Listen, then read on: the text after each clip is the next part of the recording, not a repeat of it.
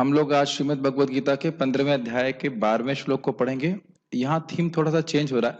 हरे कृष्ण। यहाँ थीम थोड़ा चेंज हो रहा है। कल हम लोग चर्चा कर रहे थे कि जीव यहाँ पे इंद्रिय तृप्ति कर रहा है, तो शायद कोई व्यक्ति सोच सकता है कि इंद्रिय तृप्ति करने में, भोग करने में जीव स्वतंत्र हो, लेकिन ऐसा नहीं है। इंद्रिय भोग करने में भी हम स्वतंत्र नहीं हैं, उसकी व्यवस्था भी भगवान कर रहे हैं और इंद्रिय तृप्ति के लिए व्यवस्था करते हैं और मुक्ति की भी व्यवस्था भगवान ही करते हैं। ये इससे पहले कि हम इस श्लोक को आगे पढ़ें, ये समझ लेना चाहिए कि जगत का उद्देश्य क्या है। जगत को बनाने का उद्देश्य दो ही है। सचिन, आप जानते हैं जगत को बनाने का उद्देश्य क्या है? दो उद्देश्य, ध्यान पूर्वक सुनिए। एक कि हम सब जीवात्माएं जो भोग करना चाहते हैं उनको भोग करने की सुविधा प्राप्त हो। वजह समझ में आ रहा है? क्या है पहला कारण? जो बद्ध जीव भोग करना चाहता है उसको भोग करने की सुविधा प्राप्त हो। और दूसरा, जब वह भोग करते करते ऊब जाएगा, जो कि ऊब जाएगा, तो अब वो सोचेगा कि मैं मुक्त कैसे हूं। तो मुक्त होने के लिए भी सुविधा इस जगत में है। ये जगत एक जेल की तरह है जिसमें हम सब लोग दुख भोग रहे हैं। ये सब चीजें क्लियर समझ में आ रहा है? क्या दो कारण समझ में आ रहे हैं आप लोगों को? आप बता ही सकते हैं जरा माइक पे दो कारण क्या है? ये क्लियर समझ में आना चाहिए, फिर ये सारे 4 श्लोक समझ में आ जाएंगे। हाँ, जो बद्ध जीव आत्माएं ऑन करिए। हाँ, जो बद्ध जीव आत्माएं होती है वो हाँ, भौतिक सुखों की प्राप्ति के लिए जो उनके जो है आगे से आगे उपलब्धियां प्राप्त करवाना। ठीक है। प्रयास सिंपल शब्दों में कहिए, जो जीव भोग करना चाहते हैं हम सब लोग, उनके लिए भोग की सुविधा उपलब्ध कराना, ये एक पहला उद्देश्य है। और जब और दूसरा उद्देश्य क्या है? सुविधाएं लेते लेते जब वो ऊब जाए तो उनका, हाँ, जब वह भोग करते करते ऊब जाए और प्रश्न करे कि क्या इस जगत में इसके परे भी कुछ है, आहार निद्रा भय मैथुन, क्या इसके परे भी कुछ है, तब वह व्यक्ति को उस मुक्ति की सुविधा भी प्रदान करें। तो ये गीता के आप 4 श्लोक देखेंगे। आज तो हम 2 देखेंगे और 2 कल देखेंगे। तो उन दोनों में आज आप ये देखेंगे कि किस प्रकार से भगवान हमारे भोग की सुविधा दे रहे हैं और और भोग की प्रेरणा भी दे रहे हैं। तो लेट्स स्टार्ट। आवाज उसमें ठीक है जूम पे? Okay, let's start. मेरे पीछे आप माइक में बोलिए एक भक्त। श्रीमद् भगवद गीता 15वां अध्याय श्लोक क्रमांक 12। आपके पास फोन, प्रभु जी को फोन दे सकते हैं? Can help him? मेरे फोन दे सकते हैं उनको पढ़ने के लिए, फाइल खोल करके। यदादित्य गतम तेजो, यदादित्यं गतं तेजो, जगत भासयतेऽखिलम्, जगत भासते अखिलम्, यच्चंद्रमसि यच्चग्नौ, यच्चंद्रमसि यच्चग्नो, तत्तेजो विद्धि मामकम्, तत्तेजो विद्धि मामकम्। यदादित्य गतम तेजो, यदादित्य गतं तेजो, जगत भासयतेऽखिलम्, जगत भासते अखिलम्, यच्चंद्रमसि यच्चग्नौ, यच्चंद्रमसि यच्चग्नो, तत्तेजो विद्धि मामकम्, तत्तेजो विद्धि मामकम्। यत् आदित्य गतम तेजो, जो आदित्य गत तेज है, मतलब जो सूर्य के अंदर तेज है, जिससे जगत भासयते खिलम, जिससे पूरा जगत उद्भासित होता है। उद्भासित का मतलब प्रकाशित होता है। यत् चंद्रमसी, जो चंद्रमा है, यत् चग्नौ, जो अग्नि है, तत्तेजो, उसके तेज को भी, विद्धि यानी तुम जानो, मामकम यानी मेरा। समझ में आया? जो सूर्य का प्रकाश पूरे जगत को उद्भासित करता है, और जो चंद्रमा और अग्नि का तेज है, वह तुम मेरा ही तेज जानो। अब आप लोगों को प्रश्न नहीं आ रहा मन में कि ये एकदम से ये क्यों बोलना शुरू कर दिया? कल तक क्या बात चल रही थी कि जीव किस प्रकार से इंद्रिय भोग कर रहा है, कैसे शरीर में रह रहा है, उसको एक ज्ञानी पुरुष जिसकी आंखें ज्ञान में ट्रेंड है वह समझ पाता है। और जो व्यक्ति अकृतात्मान, मतलब अपनी इंद्रियों को सीमित नहीं किया है, वो देखने का प्रयास करते हुए भी नहीं देख पा रहा है। याद आ रहा था ना, हमने बात करी थी कैसे हमारा शरीर बदल रहा है। हम देख रहे हैं हमारा शरीर बदल रहा है और हम अनुभव कर रहे हैं कि हम कभी नहीं बदल रहे, लेकिन समझ नहीं पाता है व्यक्ति कि वो शरीर नहीं है। हम देखते हैं कि हमारे सामने कोई व्यक्ति मर के चला गया और हम रोते रहते हैं वो चला गया, लेकिन वो व्यक्ति जिसको हम कह रहे थे कि वो व्यक्ति है, मेरा पिता, माँ, ये जो भी कुछ, वो सामने लेटा हुआ है। तो अब देख रहे हैं, देखते हुए भी वो नहीं देख पा रहे, क्यों? क्योंकि इंद्रिय संयम नहीं है। जो इंद्रिय संयम कर रहा है व्यक्ति, वो जान रहा है कि आत्मा शरीर में थी, जब चली गई है। तो अब आप लोग के मन में एक प्रश्न आना चाहिए कि एकदम से भगवान ये क्यों बोलने लग गए कि सूर्य का प्रकाश मुझसे आता है? क्या ये प्रश्न नहीं आपको चलेगा? मैं से बात कर रहा हूं भगवत गीता से, एकदम से मैं पॉलिटिक्स की बात करने लग जाऊं तो आपके मन में प्रश्न आ जाएगा कि ये भगवत गीता का प्रवचन था, इसमें पॉलिटिक्स कहां से आ गई, इसका कनेक्शन क्या है? ये बहुत गंभीर कनेक्शन है कि जो बद्धजीव इस जगत में भोग कर रहा है वह भगवान की व्यवस्था से ही भोग प्राप्त कर पा रहा है। ये लिंक समझेंगे तो इस श्लोक का अर्थ आपको समझ में आएगा। बहुत इंटरेस्टिंग श्लोक है। किसी का फोन बज रहा है शायद, पता नहीं। ओ, मेरा फोन, उसको साइलेंट कर दीजिए। ये बात आप लोगों को समझ में आ रही है? आशुतोष समझ में आ रहा है? क्या समझ में आ रहा है?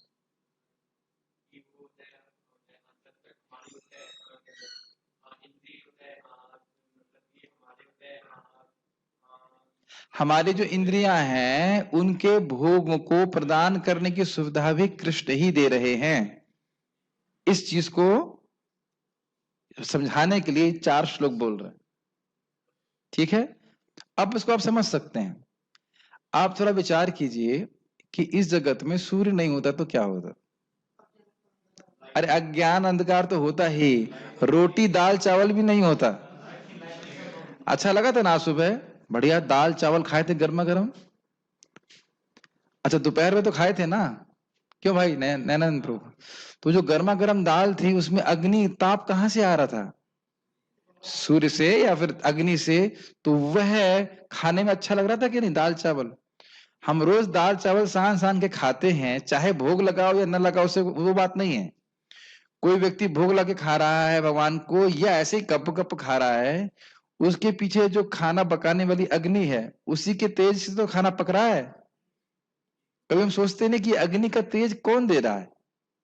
तो ये भगवान इससे क्या सीखेंगे कि यदि मैं भोग भी प्राप्त करना चाहता हूं तो मैं उसके लिए भी भगवान पे पूरी तरह से निर्भर हूं।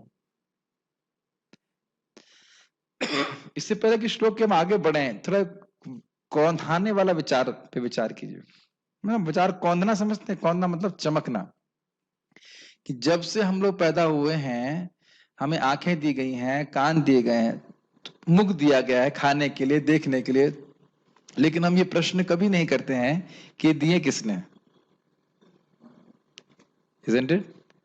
और जिसने नहीं दिए हैं वो ठप्पा लगा रहता है कि ये बच्चा मेरा है, मैं इसका हूं, मैं उसका हूं। लेकिन हम जानते हैं कि हमारे माता पिता भी हमारे इंद्रियों का निर्माण नहीं किए हैं। क्या आप इस बात से सहमत हैं या आपको विरोध लगता है इसमें? माँ के गर्भ में माँ नहीं बनाती है आंख को, बनाती है? तो यह प्रश्न हम कभी नहीं करते कि हमारी इंद्रियां किसने दी हैं। हाजमा खराब हो वो तो आगे श्लोक आगे इसलिए बोल नहीं रहा हूं, लेकिन पेट खराब हो जाता है तो अनुभव करते हैं, लेकिन यह नहीं समझ पा रहे हैं कि जब पेट ठीक था तो खाना कौन हजम कर रहा था।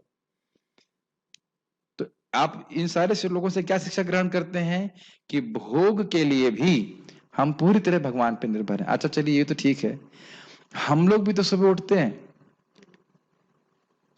भोगी की बात समझ में आ रही है ना?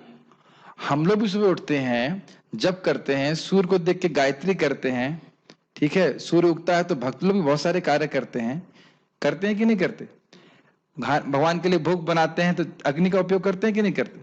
तो आप देख रहे हैं कि हमें अपनी भक्ति के लिए भी जो कार्य करने हैं उसके लिए भी हमें ये सारी जो भौतिक सुख सुविधाएं या सुविधाओं की आवश्यकता है उसके लिए भी हम भगवान पे आश्रित हैं। क्या ये दोनों बात समझ पा रहे हैं? जो व्यक्ति भोग कर रहा है सुबह उठते ही, अगर वो सूर्य के उगने के पहले उठ गया तो या फिर बाद में भी उठा तो उसको प्रेरणा यही मिलती है, हाँ मुझे अब यहाँ काम करना है, मुझे ये काम करना है, मुझे वो काम करना है, ये काम करना है। ये तो हो ही रहा है दुनिया में। और जो लोग मुक्ति के पथ पे हैं उनको भी सूर्य उदित होकर के इंस्पायर कर रहा है, प्रेरणा दे रहा है कि अब तुम्हारा आगे तुम अपना जो भी भक्ति के कार्य है, मुक्त होने के कार्य वो करो। क्या ये जीवन में घटित होते हुए अब देख रहे हैं कि नहीं? दोनों ही जगह भगवान प्रेरणा दे रहे हैं। यस, तब आगे बढ़िए, इसका अनुवाद देखिए, बहुत ही रहस्यमय श्लोक है ये। सूर्य का तेज जो सारे विश्व के अंधकार को दूर करता है मुझसे ही निकलता है। चंद्रमा तथा अग्नि के तेज भी मुझसे उत्पन्न है। अब एक सामान्य व्यक्ति या जो अश्रद्धालु व्यक्ति है वो कहेगा नहीं ये तो अतिशयोक्ति है। अतिशयोक्ति मतलब समझ रहे हैं, बढ़ा चढ़ा के बोला गया है। लेकिन एक भक्त भले ही इस बात को स्वयं नहीं समझ पा रहा है, लेकिन उसकी श्रद्धा होती है कि पूर्ववर्ती आचार्य और महान आचार्यों ने इस बात का अनुभव किया है, भगवत गीता एक प्रामाणिक शास्त्र है, तो मैं इससे एज इट इज स्वीकार कर लूं। जैसे हम लोग स्वीकार कर लेते हैं कि मेरे पिता कौन है, माँ की बात सुन करके जानते तो है ना कि हमारा नाम क्या है, मेरे पिता कौन है, मेरे माता कौन है। ये ज्ञान हम अपने एक्सपेरिमेंटल नॉलेज से नहीं प्राप्त कर सकते। सूर्य को देख करके आप अंदाजा लगा सकते हैं कि सूर्य का प्रकाश कहां से आता है, और क्या क्या अंदाजा लगाया जाएगा, न्यू क्या कौन सा बॉक्स, हाइड्रोजन, वहां पे हाइड्रोजन ऑक्सीजन जो है मिल रहा है, कुछ तो क्या कुछ तो बोलते हैं वो, न्यूक्लियर फ्यूजन हो रहा है, उससे अग्नि निकल रही है। अब अद्भुत बात यह है कि दोनों ही परिस्थिति में एक सामान्य व्यक्ति केवल सुन के ही विश्वास करता है। कितने लोग विश्वास करते हैं कि न्यूक्लियर फ्यूजन से सूर्य में अग्नि निकल रही है? यहाँ तो डिवोटी है, कोई विश्वास नहीं करेगा। हाँ, बिलीव करते हैं। आप ये नहीं कह सकते कि आपने जाकर के देखा है कि न्यूक्लियर फ्यूजन हो रहा है कि नहीं, और उनसे पूछो कि तुम्हें यहाँ न्यूक्लियर फ्यूजन करने के लिए कितनी लेबोरेटरी बनानी पड़ती है, और वहां अपने आप हो रहा है। वहां कह दो कि बाई चांस हो रहा है, तो बाई चांस आपके किचन में न्यूक्लियर फ्यूजन क्यों नहीं होता है? किचन में भी न्यूक्लियर फ्यूजन हो जाना चाहिए। तो ये दिखा रहा है कि एक सामान्य साइंटिस्ट क्या कंक्लूजन पे आएगा, ये सब अपने आप हो रहा है। और जबकि वह अपनी थ्योरी के संबंध में कभी नहीं कहेगा कि मेरी थ्योरी सारी अपने आप आ गई है, बाई चांस आ गई है, ऐसा तो नहीं बोलेगा। तो आप मेरी बात समझ पा रहे हैं? इस ज्ञान को हमको, ये ज्ञान की ये सारा तेज एक व्यक्ति से आ रहा है, इसके लिए हमें श्रद्धा की छलांग लगानी पड़ेगी, श्रद्धा रखनी पड़ेगी भगवत गीता पे। श्रद्धा हम दोनों जगह रख रहे हैं, मैं ये सब बात बोल रहा हूं। साइंटिस्ट बोल रहा है फ्यूजन हो रहा है तो आप मान रहे हो, और गीता में भगवान कह रहे हैं मुझसे आ रहा है तो हम भी मान रहे हैं। तो दोनों ही परिस्थिति में हम मान रहे हैं, लेकिन साइंटिस्ट ध्यान दीजिएगा हमारे आपके ही जैसा एक अपूर्ण व्यक्ति है, क्योंकि वह अपने ही बारे में नहीं जानता। बहुत सारी बातें जानता है लेकिन वो अपने बारे में नहीं जानता कि वो है कौन। तो मैं इससे बातें इसलिए बोल रहा हूं क्योंकि कुछ लोगों को सोचेंगे कि अरे ये तो शायद, जो लोग भी उधर सुन रहे हैं, लाइव भी सुन रहे हैं, उनको लगेगा ये तो अतिशयोक्ति। अतिशयोक्ति बिल्कुल नहीं है। और इससे ये भी समझना चाहिए कि जिसकी हम पूजा कर रहे हैं भगवान कृष्ण, वो कोई सामान्य व्यक्ति नहीं है। केवल सूर्य को, तेज को देख लीजिए, पूरे विश्व को आलोकित कर रहा है, और वह उनका एक अंश मात्र है। गीता भूषण टीका। मैं अकेला, मैं मतलब मुरारी, मैं का मतलब क्या है यहाँ पे? कौन से भगवान? भगवान कृष्ण, ठीक। मैं अकेला ही मेरे अंश जीव के लिए भौतिक भोग की व्यवस्था करता हूं, जो इस भौतिक जगत से आसक्त होता है, और मैं ही जीव के लिए मुक्ति साधित करता हूं, यदि वह इस भौतिक जगत से मुक्ति चाहता है। यह तथ्य इन 4 श्लोकों में वर्णित किया गया। क्लियर, समझ में आ गया? लेकिन इसमें रहस्य क्या है? रहस्य यह है कि ये पूरा ब्रह्मांड मेरी इच्छा के अनुसार अलाइन कर जाता है।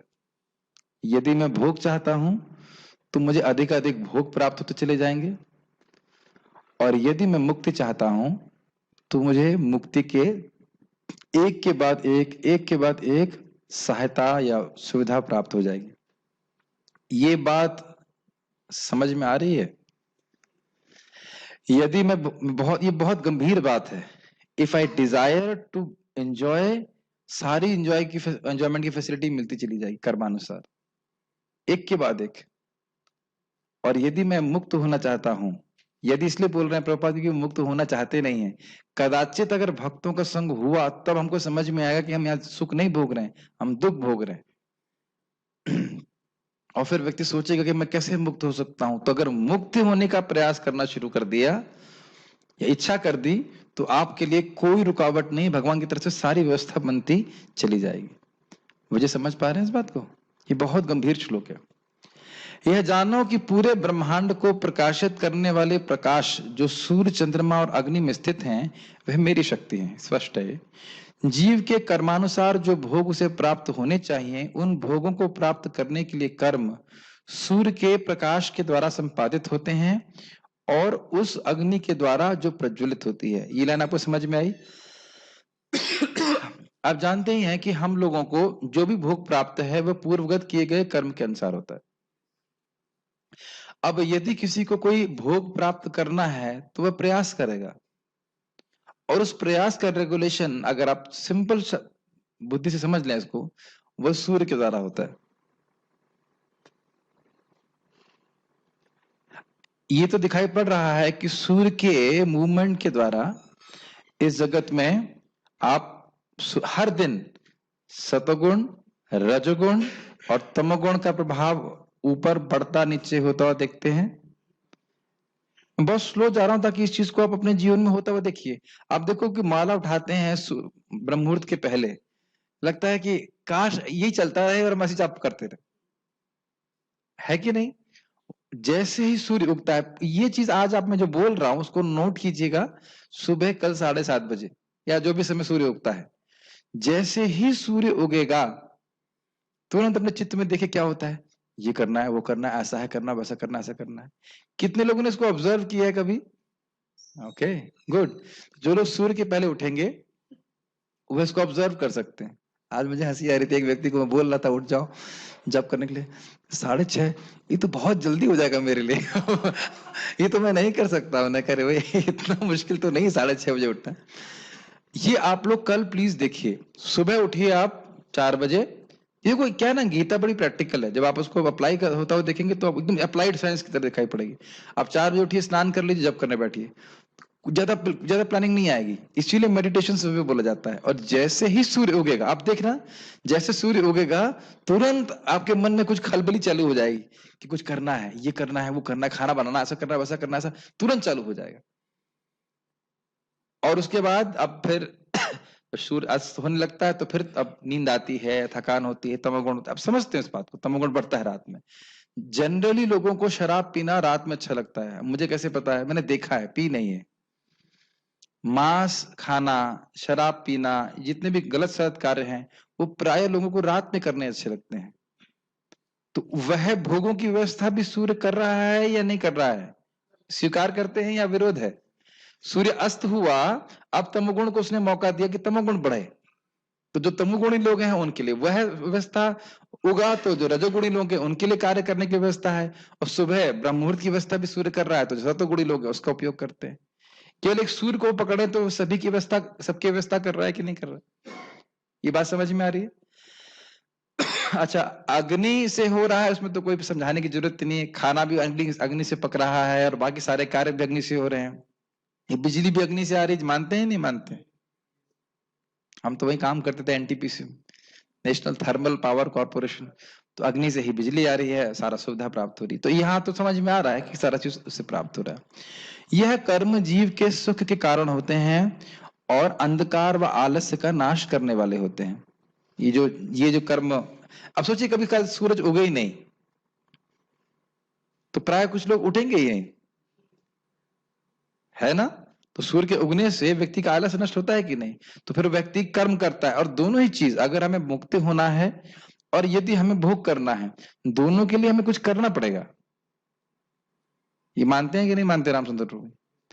भोग करने के लिए भी कुछ करना पड़ता है कि नहीं? खाना बनाना है, कुछ खाना पीना खाना है, चाउमीन खाना है मान लो, तो ऐसा तो नहीं कि कुछ बिना बनाए नहीं बन जाएगा, सब तो कुछ करना पड़ेगा। और अगर हमने जब करना है, भक्ति करनी, तो भी कुछ करना पड़ेगा। तो यही बात बोल रहे हैं कि अंधकार आलस्य का नाश करने वाले होते हैं और उसको कर्म करने की सुविधा प्रदान करते हैं।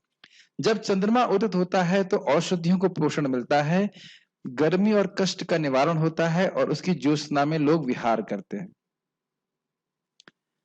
ये तो स्पष्ट है, और ऐसे क्या कहूं, लेकिन आप समझ सकते हैं कि चंद्रमा की रोशनी के ऊपर काफी फिल्मी गाने बने हैं।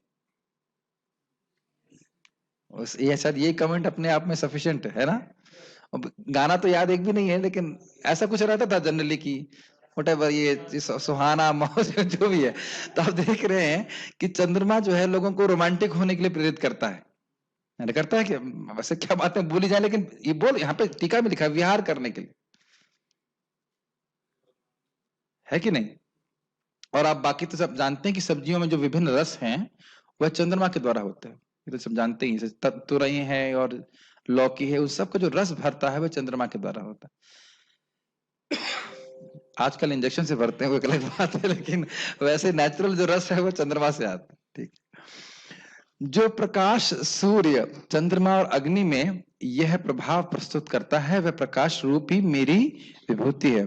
एक बात ध्यान देना होगा कि जब भगवान कह रहे हैं कि मेरा तेज है, मैं हूं, तो इसका अर्थ यह नहीं है कि भगवान वो भौतिक तत्व बन गए, अपितु वह भगवान की शक्ति है। भगवान से प्रवेश कर रहे हैं उन चंद्रमा में, सूर्य में, अग्नि में, लेकिन यह नहीं सोचना चाहिए कि भगवान सूर्य है और अग्नि है, चंद्रमा है। ये सब उनकी विभूति, विभूति का मतलब होता है शक्ति है, एक्सपेंशन। तात्पर्य, अज्ञानी मनुष्य यह नहीं समझ पाता कि यह सब कुछ कैसे घटित होता है, लेकिन भगवान ने यहाँ पर जो कुछ बतलाया है उसे समझकर ज्ञान प्राप्त किया जा सकता है। प्रत्येक व्यक्ति, इससे पहले कि हम आगे बढ़े, एक बात बहुत इंपॉर्टेंट यहाँ पे है। जब भी हम लोग भक्ति करते हैं तो लोग क्या बोलते हैं? अरे माता पिता की सेवा नहीं करोगे? अरे समाज की सेवा नहीं करोगे? क्या ये आपने होते हुए देखा? होते हुए देखा। तो एक इनसे पूछा जाए, कभी प्रश्न करो कि तुम अगर 4 माला कोई व्यक्ति जप कर रहा है तो क्या उसी समय सारी माता पिता की सेवा आती है? पहले बात तो ये सोचिए। और जो लोग इस तरह से बोलते भी हैं, प्राय वो लोग माता पिता की सेवा कभी नहीं करते जनरली। और कभी उनको बोल दो कि आपके मोहल्ले का लड़का अगर अमेरिका चला गया और जिंदगी में माँ के पास कभी नहीं आया, तो तब आप उसको नहीं बोलते कि माता पिता की सेवा नहीं करनी चाहिए। मैं क्यों सब बातें बोल रहा हूं? हम ये कहते हैं कि माता पिता की सेवा करनी चाहिए, इसकी सेवा करनी चाहिए, उसकी सेवा करनी चाहिए। क्यों बोलते हैं?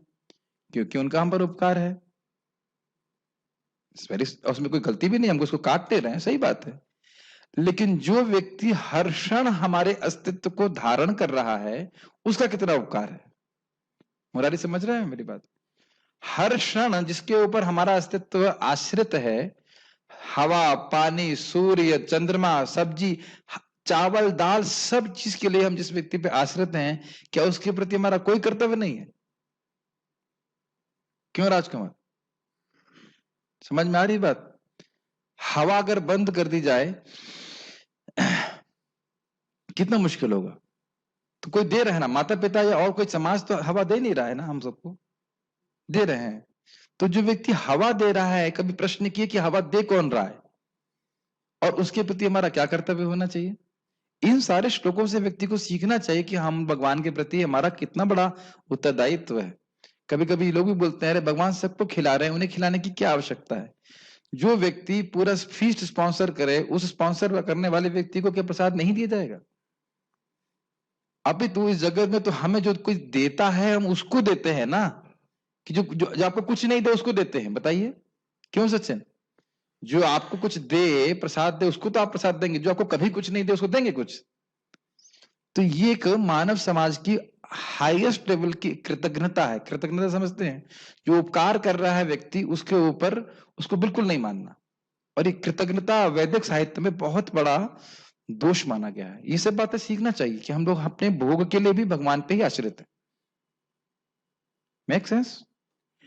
प्रत्येक व्यक्ति सूर्य, चंद्रमा, अग्नि तथा बिजली देखता है। उसे यह समझने का प्रयास करना चाहिए कि चाहे सूर्य का तेज हो या चंद्रमा, अग्नि अथवा बिजली का तेज, ये सब भगवान से ही उद्भूत है। कृष्ण भावनामृत का प्रारंभ इस भौतिक जगत में बद्ध जीव को उन्नति करने के लिए काफी अवसर प्रदान करता है। जीव मूलतः परमेश्वर के अंश हैं और भगवान यहाँ पर इंगित कर रहे हैं कि जीव किस प्रकार भगवत धाम को प्राप्त कर सकते हैं। इस श्लोक से हम यह समझ सकते हैं, ये लाइन समझ में आ रही है, यह समझते हुए कि सारी चीजें भगवान की कृपा से आ रही हैं, व्यक्ति के हृदय में कृतज्ञता आती है और वह सोचता है कि मैं कृष्ण की सेवा कैसे कर सकता हूँ। इतना कृष्ण मुझ पर कृपा कर रहे हैं, सूर्य दे रहे हैं, चंद्रमा दे रहे हैं और कोई बिल नहीं दे रहे हैं। महाराज संबंध में कहते हैं कि अगर भगवान ने कदाचित सूर्य का बिल दे दिया कि इतने साल से मैं तुम पर इतना हीट दे रहा हूं, इसका तुम बिल दो, तो साइंटिस्ट क्या बोलेंगे? नहीं सरकार, अब हम नहीं दे सकते, हम तो बहुत गरीब हैं। होता है कि नहीं? अभी हमारे गौशाला में ही कितना 2 महीने का बिल आ गया था, तो भारी लग गया था एकदम। अरे 1 लाख रुपया कैसे आ गया, ना कैसे देंगे, क्या होगा? 2 महीने का बिल देने में दिक्कत है। और अगर अनादि काल से जो भगवान सूर्य, अनादि तो नहीं कह सकते, सृष्टि की शुरुआत से सूर्य के दे रहे हैं, अग्नि प्रकाश दे रहे, उसका बिल भेज देंगे तो बताइए कितना दिक्कत होगी। लेकिन महाराज बड़ा अच्छा कहते हैं, भगवान बड़े उदार हैं। कहते हैं, क्या कहते हैं वो, कुछ शब्द यूज करते हैं बड़ा अच्छा, कहते हैं मतलब इन छोटे लोगों को भोगने दो जगत, उनको मतलब नहीं है, खाने दो पीने दो, कोई दिक्कत नहीं। लेकिन जो बुद्धिमान व्यक्ति है वो कृतज्ञ होता है। इस श्लोक से हम ये समझ सकते हैं कि सूर्य संपूर्ण सौर मंडल को प्रकाशित कर रहा है। ब्रह्मांड अनेक हैं और सौर मंडल भी अनेक हैं। देखिए सारा रिसर्च ही खत्म। ब्रह्मांड कितने हैं? बहुत सारे हैं, कोई रिसर्च करने की जरूरत नहीं। क्या अन्य ग्रहों पे भी जीवन है? क्या उस आकाश गंगा के परे भी कुछ है? कोई रिसर्च की जरूरत नहीं है। भगवान स्वयं बोल रहे हैं, भगवत गीता में लिखा है बहुत सारे ब्रह्मांड हैं और उनमें सब में सौर मंडल है। एक व्यक्ति ने प्रश्न किया, क्या एक ही सूर्य सारे ब्रह्मांडों को प्रकाश देता है? क्या उत्तर है? नहीं, सारे ब्रह्मांडों में एक सूर्य होता है और उस एक ब्रह्मांड को वह सूर्य प्रकाश देता है। सूर्य, चंद्रमा तथा लोक भी अनेक हैं, लेकिन प्रत्येक ब्रह्मांड में केवल एक सूर्य। क्लियर? भगवत गीता में कहा गया है कि चंद्रमा भी एक नक्षत्र है, नक्षत्राणाम अहम शशि। एक इंटरेस्टिंग पॉइंट है, आप में से पता नहीं कितने लोगों ने पढ़ा है, मेरे को बड़ा रुचि थी पहले एस्ट्रोनॉमी, एस्ट्रोनॉमी बोलते हैं, हाँ एस्ट्रोनॉमी में। तो वहां बोलते हैं कि हर हर तारा जो है वो एक सूर्य है। सुना है ना आपने? लेकिन हम लोग ऐसा नहीं स्वीकार करते, क्योंकि वैदिक शास्त्र के अनुसार केवल एक सूर्य है और बाकी सब जो है वो नक्षत्र है। अच्छा, ये कि आपको मालूम है कि तारे सूर्य हैं? फिर वही बात समझ में आ रही है। फिर हम विश्वास कर रहे हैं कि जो तारे हैं वो सूर्य हैं, और हम इससे अच्छा हो कि वैदिक ज्ञान को स्वीकार करें जहां बोल रहे हैं कि सारे एक ही सूर्य है जो सभी को प्रकाशित कर रहा है। सूर्य का प्रकाश परमेश्वर के आध्यात्मिक आकाश में आध्यात्मिक तेज के कारण है। इसकी व्याख्या पहले की गई थी। भगवान कृष्ण के दिव्य शरीर से निकलने वाला दिव्य तेज, उसको ब्रह्म ज्योति कहते हैं। उसी के प्रकाश को सूर्य यहाँ उसका उसी का प्रकाश यहाँ सूर्य के रूप में आता है। सूर्योदय के साथ ही मनुष्य के कार्यकलाप प्रारंभ हो जाते हैं। वे भोजन पकाने के लिए अग्नि जलाते हैं और फैक्ट्रियां चलाने के लिए भी अग्नि जलाते हैं। अग्नि की सहायता से अनेक कार्य किए जाते हैं। अतएव सूर्योदय, अग्नि तथा चंद्रमा की चांदनी जीवों को अत्यंत सुहावने लगते हैं। इन सब से क्या हम सीख रहे हैं?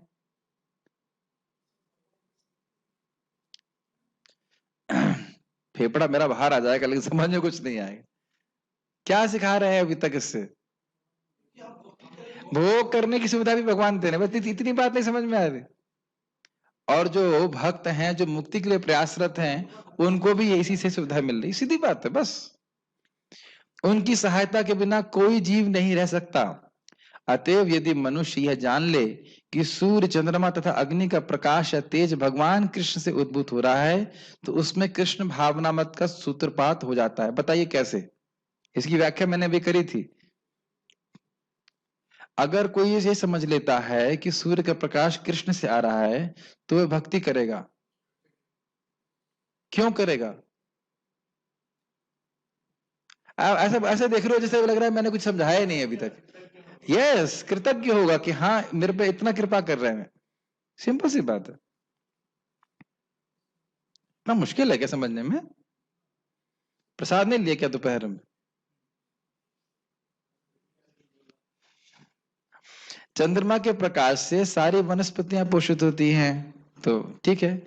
चंद्रमा का प्रकाश इतना आनंदप्रद है कि लोग सरलता से समझ सकते हैं कि वे भगवान कृष्ण की कृपा से ही जी रहे। तो बहुत स्पष्ट है, जब गर्मी होती है और रात में जब चंद्रमा बढ़िया से उगता है, कितना अच्छा लगता है, बहुत शीतल लगता है कि नहीं?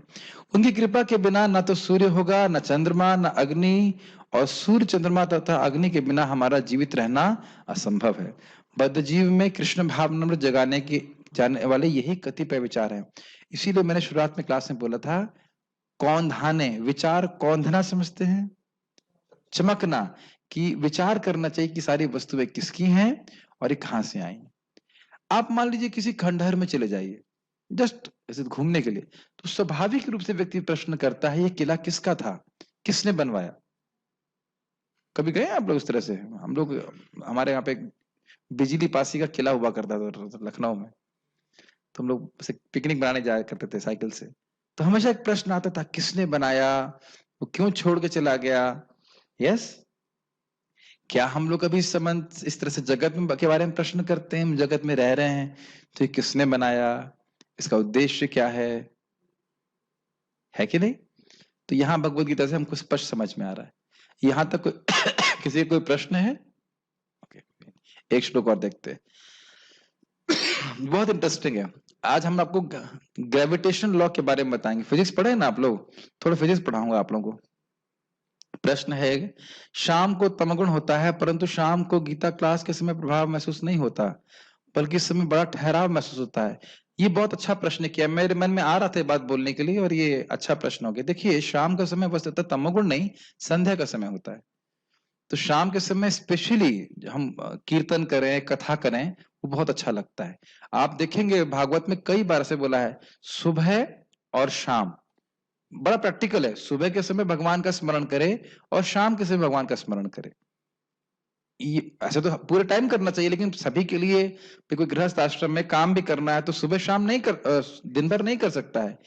पर्टिकुलरली बोला है सुबह और शाम। जो संध्या का समय सोना, इस टाइम इवन खाना, ये भी ध्यान दीजिएगा, सूर्य जब अस्त हो रहा होता है उस टाइम खाना, या सूर्य के अस्त के होने के बाद खाना, ये सभी नुकसानदायक होता है।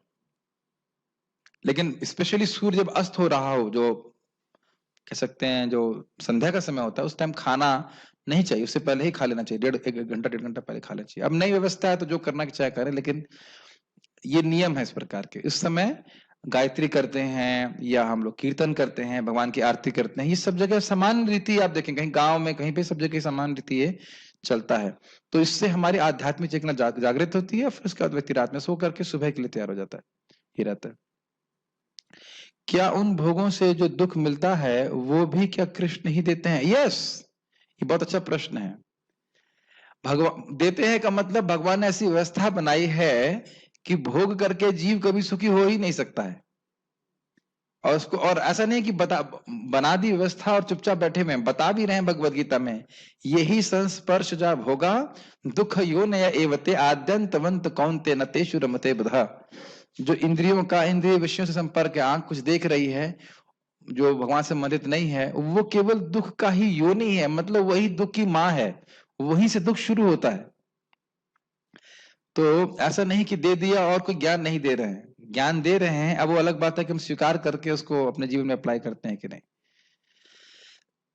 ठीक है, यहाँ तक। उसके बाद तो अभी तो कोई प्रश्न नहीं है, आगे पढ़ते हैं।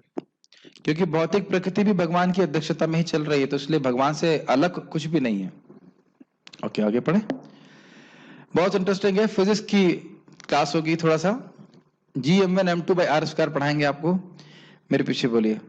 गामा विषय च भूतानि, गामा विषय च भूतानि, धारयाम्यहम ओजसा, धारयामहम ओजसा, उष्णामि चौषधी सर्वा, उष्णामि चौषधी सर्वा, सोमो भूत्वा रसात्मकः, सोमो भूत्वा रसात्मकः।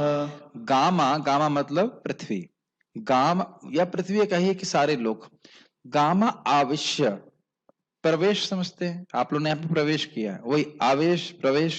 तो कह रहे हैं गामा आविश्य, पृथ्वी में या लोकों में प्रवेश करके, और भूतानी धारयाम अहम ओजसा, उन सभी ग्रहों को मैं धारण करता हूं और उन ग्रहों पे फिर जीवों को धारण करता हूं। अब मैं इसे समझाऊंगा भी।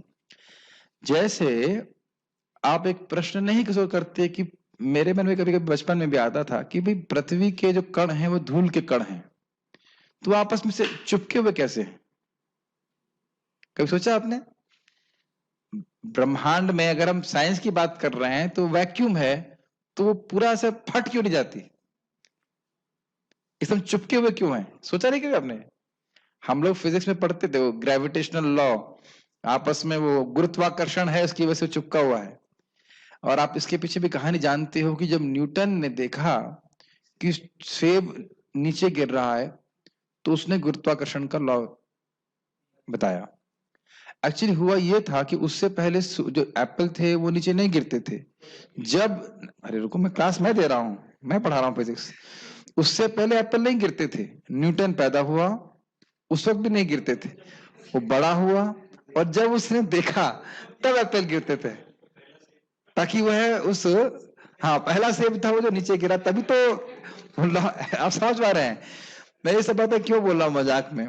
क्योंकि जिसका लॉ है उसका लॉ हम बोलते नहीं है, बोल रहे हैं न्यूटन का लॉ। भाई न्यूटन का लॉ का मतलब क्या हुआ? न्यूटन भाई साहब ने लॉ बनाया तो उसका मतलब यही हो कि उससे पहले सेब गिरते नहीं थे नीचे ऊपर उठ जाते थे। लॉजिक समझ रहे हैं आप? बोल रहे हैं न्यूटन का लॉ, लेकिन लॉ किसका है? कृष्ण का लॉ है। न्यूटन मर के चले गए और अभी भी सेब गिर रहे हैं। कभी विचार किया आपने? हम इस तरह से ये कभी नहीं पढ़ाया था कि कृष्ण का लॉ है जो न्यूटन ने डिस्कवर किया, वो भी चलता, लेकिन सीधे केवल बोला जा रहा है न्यूटन का लॉ। तो सोचना चाहिए कि वह ग्रेविटेशनल फोर्स या जो कुछ है वो कहां से आ रहा है। तो फिजिक्स पढ़ने की जरूरत भी नहीं है, गीता में लिखा हुआ है गामा विश्य च भूतानि धारयाम अहम ओजसा, मेरी शक्ति से मैं इन सारे ग्रहों को धारण कर रहा हूं। ठीक है। पुष्णामि चौषधि सर्वा, जितनी भी औषधियां हैं, जितनी भी सब्जियां हैं, उनको मैं पोषण दे रहा हूं। ये भी एक मान्य बात है, सब मैंने पहले बोल चुका हूं। लौकी, तुरई, कद्दू, लाल कद्दू और क्या और कौन सी जो भी सब्जी आप सोच लो, उन सब में, बैगन, टमाटर, उन सब में रस कौन भरता है? चंद्रमा भरता है।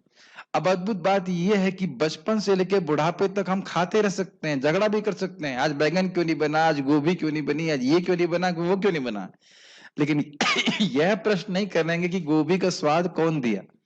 इसीलिए भगवत गीता सुननी पड़ती है। अब मेरी बात समझ रहे हैं ना? लोग कहते भी हैं हमको बैगन बहुत अच्छा लगता है, हमें गोभी बहुत अच्छी लगती है, लेकिन इसके पीछे जो रस भरने वाला है वो भी तो अच्छा लगना चाहिए। प्रभुपाद इसी बात को कहते हैं कि भौतिकतावादी व्यक्ति केवल भगवान की शक्ति का भोग करना चाहता है, और आध्यात्मिक वाली जो वादी व्यक्ति है वह उस शक्ति के पीछे कृष्ण को देखता है, और इसी की ट्रेनिंग यहाँ पे हमको प्राप्त हो रही। ठीक है।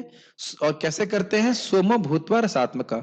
सोमो मतलब, सोम का मतलब सूर्य, सॉरी चंद्रमा, चंद्रमा हो करके, भूतवा मतलब चंद्रमा हो करके, जो रसात्मक है वो रस से भरा हुआ है, सबको रस देंगे। प्रभुपाद जी बड़ा अच्छा शायद इसमें इसी में टीका में बोलेंगे कि जो चंद्रमा सारी सब्जियों में रस भर रहा है, वहां हम ये कैसे मान लें कि केवल उधर एक डेजर्ट है?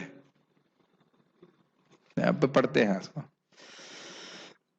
मैं प्रत्येक लोक में प्रवेश करता हूं और मेरी शक्ति से सारे लोग अपनी कक्षा में स्थित रहते हैं। कितना इंटरेस्टिंग बात है। हम लोग यहाँ पे एक, क्या कहते हैं उसको, सैटेलाइट को, उपग्रह भेजते हैं, और कभी कभी ये आपको पता हो, अगर आपने पढ़ा हो साइंस, कि कुछ समय के बाद वह उपग्रह टिका नहीं रह पाता, फिर वो नीचे गिरना चालू करता है। ये पता है आपको बात? वो नीचे आ जाता है, तो बड़ी समस्या बन जाती है, वो गिरेगा कहाँ पे फिर। तो यही भगवान का और साइंटिस्ट में कितना अंतर है। भगवान ने जो उपग्रह बना दिए, चंद्रमा, सूर्य, पृथ्वी, सब कुछ, सूर्य उपग्रह नहीं है लेकिन सब तरफ जो घूम रहे हैं, जो भी इतने साल से घूम रहे हैं, और कोई भी आज तक पृथ्वी या चंद्रमा के कोई झगड़ा बिल्कुल नहीं हुआ, कोई लड़ाई नहीं हुई। तो विचार करना चाहिए कि कौन उनको सेट करके बिठा कर चल रहा है। और देखिए गर्दन टेढ़ी करके पृथ्वी घूम रही है, सोचा है ना आपने?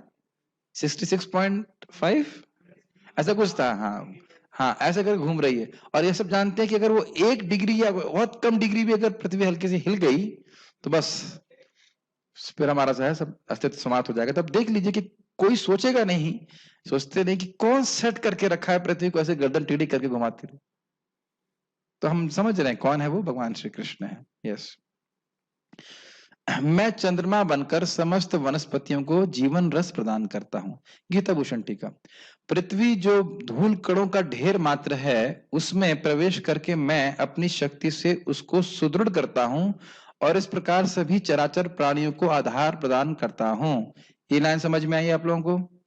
ये जो पृथ्वी बैठे है, इस पे हम बैठे हुए हैं, ये लकड़ी या सब कुछ, यह वस्तुतः धूल के कण ही है, लेकिन उनको भगवान कॉम्पैक्ट बनाते हैं। अगर आपको समझ में आता है इंग्लिश में, हिंदी में क्या कहेंगे इसको? सुदृढ़, जैसे आप बोल रहे हैं, एक पिंड के रूप में रखता हूं जिसपे हम सब लोग रह सकें।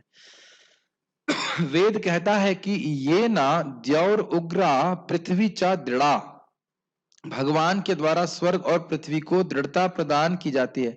ध्यान दीजिएगा इस बात पे। ऐसा नहीं है कि केवल पृथ्वी को धारण करना है, अपितु सारे ग्रहों को, सूर्य को, ब्रह्मलोक को, सभी को धारण करने वाले भगवान है। ये धारण करने का मतलब समझ पा रहे हैं? उसकी कक्षा में प्रॉपर फिट करके रखते हैं, और उसको सुदृढ़ता, मतलब गोल पिंड, जो गोल माने हैं, जो भी कह लीजिए, उसको सॉलिड रूप में रख पाते हैं। ये बात नहीं समझ में आ रही? ओके,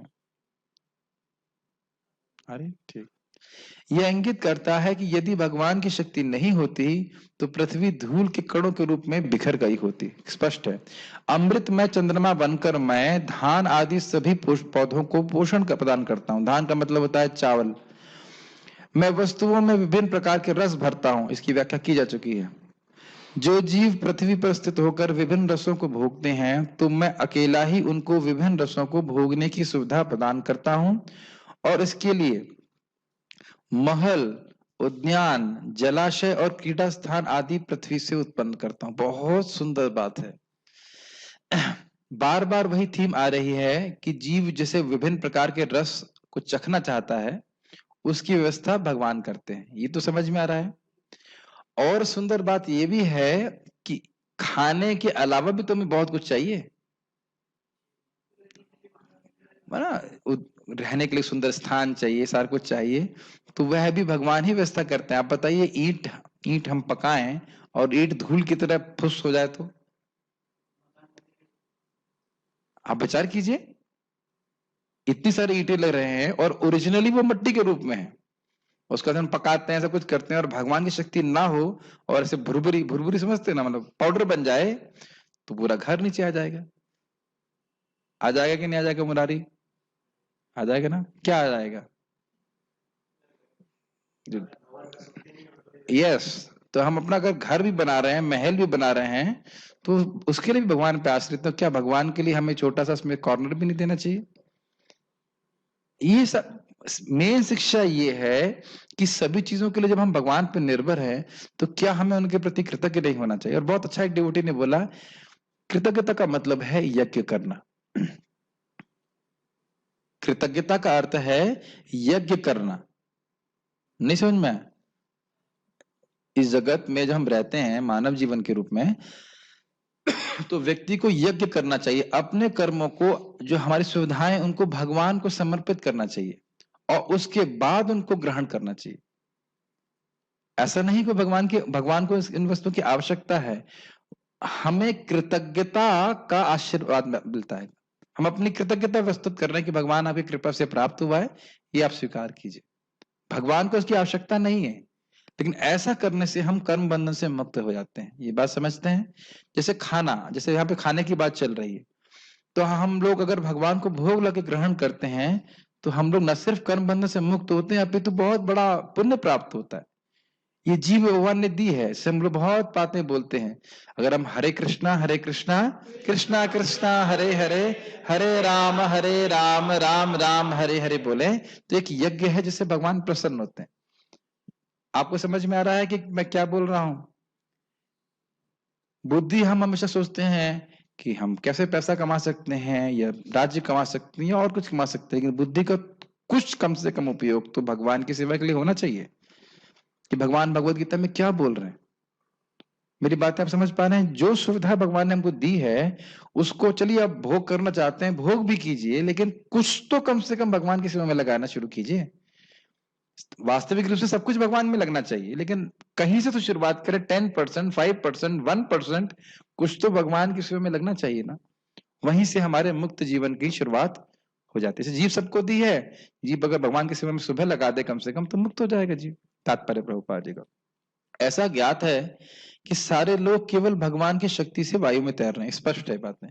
भगवान प्रत्येक अणु, प्रत्येक लोक तथा प्रत्येक जीव में प्रवेश करते हैं।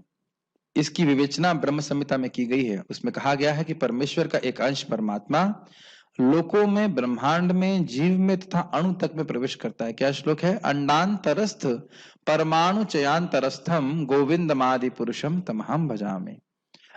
हर ब्रह्मांड में प्रवेश किए हैं गर्भोदकशाय विष्णु के रूप में, और हर अणु में प्रवेश किए हैं क्षीरोदकशाय विष्णु के रूप में। और जानते हैं आप क्यों प्रवेश किया? अगर वो प्रवेश ना करें तो कुछ चलने वाला नहीं है। देखिए, मैं हर बार उस उदाहरण को दिया हूं, मैं कुछ बोल रहा हूं, ये कैसे हो रहा है? कितना आसान लगता है ना हमको, हम कुछ बोल रहे हैं और मैं कुछ बोल रहा हूं और आप लोग कुछ समझ रहे हैं या कुछ नहीं समझ रहे हैं, जो कुछ भी है, कितना आसान लगता है ना। लेकिन ये सारे चीजों के पीछे हम किस प्रकार से भगवान पे आश्रित हैं, व्यक्ति समझ नहीं पाता। अतएव उनके प्रवेश करने से प्रत्येक वस्तु ठीक से दिखती है। जब आत्मा होता है तो जीवित मनुष्य पानी में तैर सकता है, लेकिन जब जीवित स्फुलिंग इस देह से निकल जाता है और शरीर मृत हो जाता है तो शरीर डूब जाता है। निसंदेह सड़ने के बाद यह शरीर तिनके तथा अन्य वस्तुओं के समान तैरता है, लेकिन मरने के तुरंत बाद शरीर पानी में डूब जाता है। इसी प्रकार ये सारे लोग शून्य में तैर रहे हैं और यह सब उन्होंने भगवान की परम शक्ति के प्रवेश के कारण है। ये लाइन आपको समझ, ये उदाहरण क्लियर समझ में आ रहा है? आपको तैरना आता है मुरारी? थोड़ा बहुत। और किसको तैरना आता है यहाँ पे? परशुराम को भी आता है। परशुराम ने हाथ नहीं खड़ा किया, ठीक है। तो मेरे को तैरना नहीं आता, लेकिन जिसको तैरना आता है, जो व्यक्ति जिंदा है वो तैर सकता है। प्रभुपाद उदाहरण दे रहे हैं। तो जिंदा क्यों है? क्योंकि आत्मा है, इसलिए वो तैर पाता है। वही बात प्रभुपाद बहुत सिंपल उदाहरण से समझा रहे हैं कि ये पृथ्वी तैर रही है केवल एक निर्जीव लॉ को क्या बोलेंगे, कानून, नियम, हाँ, एक निर्जीव नियम के अनुसार ये पृथ्वी नहीं तैर रही है। बहुत अच्छा शब्द है, मैं रिपीट कर रहा हूं। जैसे एक जीवित व्यक्ति तैरता है, उसी उदाहरण को समझा रहे हैं प्रभुपाद जी की यहाँ जितने भी पृथ्वी हैं और अन्य ग्रह हैं वह एक निर्जीव नियम के अनुसार नहीं तैर रहे हैं। G m1m2/r², जो फिजिक्स पढ़ते हैं समझते हैं इस बात को। वह एक जीवित व्यक्ति भगवान कृष्ण और असीमित शक्ति से युक्त व्यक्ति के शक्तियों के द्वारा तैर रहा है। बहुत इंपॉर्टेंट है इस बात को समझना। एक बात बहुत गंभीर है कि हमको इस जगत के बारे में समझना होगा, क्योंकि हम एक फॉरेन प्लेस में रह रहे हैं। हम सब लोग फॉरेनर हैं और बहुत इंपॉर्टेंट है कि समझ ले व्यक्ति की इस जगत का उद्देश्य क्या है, क्योंकि हम जो कुछ भी कर रहे हैं उन सब का बिल बन रहा है अगर वह भगवान के लिए नहीं होता है तो। यज्ञार्थात् कर्मणो अन्यत्र लोकोयम कर्म बंधना। हमें लग रहा है हमें कोई देख नहीं रहा है, 14 कैमरे लगे हुए हैं एक ही आदमी के ऊपर। हर एक्टिविटी, हर थॉट, हर शब्द को देखा जा रहा है और बिल बन रहा है अगर वो कृष्ण के लिए नहीं है। ठीक है, इसी प्रकार ये सारे लोग शून्य में तैर रहे हैं। सॉरी, पढ़ लिया था। उनकी शक्ति प्रत्येक लोग को उसी तरह थामे रहती है जिस प्रकार धूल को मुट्ठी, ठीक है, मुट्ठी में बंद रहने पर धूल के गिरने का भय नहीं रहता, लेकिन जो ही धूल को वायु में फेंक दिया जाता है वह नीचे गिर पड़ती है। और ऐसा भी होता है, आप जाकर जानते हो, जब प्रलय का समय आता है तो सारा जितना भी एलिमेंट्स हैं वो टूटना चालू कर देते हैं और फिर सब कुछ भगवान में आके वापस विलीन हो जाता है। ये पता होगा अगर आप उस प्रलय के बारे में जानते हो तो। यानी जब तक भगवान चाहते हैं तब तक ये जगत चलता है। इससे ये भी समझ लेना चाहिए कि 2020 में जगत बंद नहीं होने वाला है। ये भी कॉन्स्पिरेसी थ्योरी चलती रहती है कि 2020 में बंद हो जाएगा, फिर 2020 निकल जाता तो कहते हैं 2025 में हो जाएगा। हम जानते हैं कि प्रलय कब होगी? ब्रह्मा जी के दिन के अंत में होगी। वो भी आंशिक प्रलय है, मतलब उसका फिर से सृष्टि होती है। एक पॉइंट में कहना चाहता हूँ, आज सुबह प्रभु जी ने प्रवचन लगा रखा था प्रभुपाद का, बहुत सुंदर बात बोल रहे थे प्रभुपाद जी। वो कह रहे थे कि जो कीड़े केवल एक रात के लिए जीते हैं वो क्या समझेंगे सूर्य क्या है। समझ रहे ना मेरी बात? बहुत से कीड़े देखते हैं हम लोग जो घंटे 2 घंटे के लिए जीते हैं या कुछ आधे घंटे के लिए जीते मर जाते हैं। उनके मत की क्या वैल्यू है कि सूर्य कैसा होता है? क्या विचार कर पाएंगे? समझ रहे हैं? हमारे ही आप देख लो, अगर अपने को देख लो कि हमारे एक दिन में बहुत सारे कीड़े जन्म लेके मर भी जाते हैं, उन कीड़ों की क्या वैल्यू है? उसी प्रकार से हमारे ज्ञान की, सीमित ज्ञान की क्या वैल्यू है? हमको शास्त्र से स्वीकार करना पड़ेगा। ब्रह्मा जी के दिन में तो कितने मनु निकल जाते हैं? 14 मनु निकल जाते एक दिन में, और उसमें कितने सारे राजा और ये और वो सब निकल जाते हैं। सो कोई लिमिट नहीं है। हमारा क्या स्थान है? थोड़ा नम्रता से व्यक्ति को शास्त्र की बात स्वीकार करना चाहिए। ये ज्ञान हमारे बुद्धि के बिल्कुल परे है। तो ये बात मैं इसलिए बोल रहा हूं कि प्रलय है, सृष्टि है, यह स्थिति है, वो कौन कर रहा है वह हम केवल शास्त्र से जान सकते हैं, भगवत गीता से जान सकते हैं। इसी प्रकार ये सारे लोग जो वायु में तैर रहे हैं वास्तव में भगवान के विराट रूप की मुट्ठी में बंधे हैं। क्लियर है? भगवान अपनी शक्ति से धारण कर रहे हैं। उनके बल तथा शक्ति से सारी चर तथा अचर वस्तुएं अपने अपने स्थानों पर टिकी हैं। चर का मतलब चलने वाली, अचर मतलब पेड़ इत्यादि रुकने वाले। वैदिक मंत्र में कहा गया है कि भगवान के कारण सूर्य चमकता है और सारे लोग लगातार घूमते रहते हैं। सब बातें स्पष्ट कर दी गई पहले ही। यदि ऐसा उनके कारण ना हो तो सारे लोग वायु में धूल के समान बिखर कर नष्ट हो जाएं। इसी प्रकार से भगवान, ये लाइन क्लियर है, निर्जीव नियम के अनुसार ये ब्रह्मांड नहीं चल रहा है। एक जीवित व्यक्ति की शक्ति, संकल्प और कंट्रोल में जगत चल रहा है। इसी प्रकार से भगवान के ही कारण चंद्रमा समस्त वनस्पतियों को पोषण करता है। चंद्रमा के प्रभाव से सब्जियां सुस्वादु बनती हैं। वास्तव में मानव समाज भगवान की कृपा से काम करता है, सुख से रहता है और भोजन का आनंद लेता है, अन्यथा मनुष्य जीवित न रहता। रसात्मक शब्द अत्यंत महत्वपूर्ण है। प्रत्येक वस्तु चंद्रमा के प्रभाव से परमेश्वर के द्वारा स्वादिष्ट बनती है। अब देखिए, अगर कोई प्रश्न ये कहे कि चंद्रमा कैसे रस भरता है, उसकी तो हमें केवल लाइट दिखाई पड़ती है, तो ये हम नहीं समझ सकते। आप मेरी बात समझ रहे हैं? ये हम नहीं समझ सकते कि चंद्रमा कैसे कर रहा है। हम केवल यह समझ सकते हैं कि चंद्रमा कर रहा है और भगवान की शक्ति से कर रहा है, और भगवान महान है, मैं बहुत अड़ू हूं, मुझे उनकी सेवा करनी चाहिए। तो हमने इन दोनों श्लोकों में यही सीखा है अभी तक कि जीव को भोग की सुविधा और मुक्ति की सुविधा दोनों के लिए ही भगवान पे ही आश्रित रहना पड़ता है। भगवान के अलावा कोई व्यक्ति नहीं जो हमारा पालन पोषण कर रहा हो। कोई प्रश्न किसी वक्त का है तो मैं ले सकता हूं, या यहाँ पे क्या है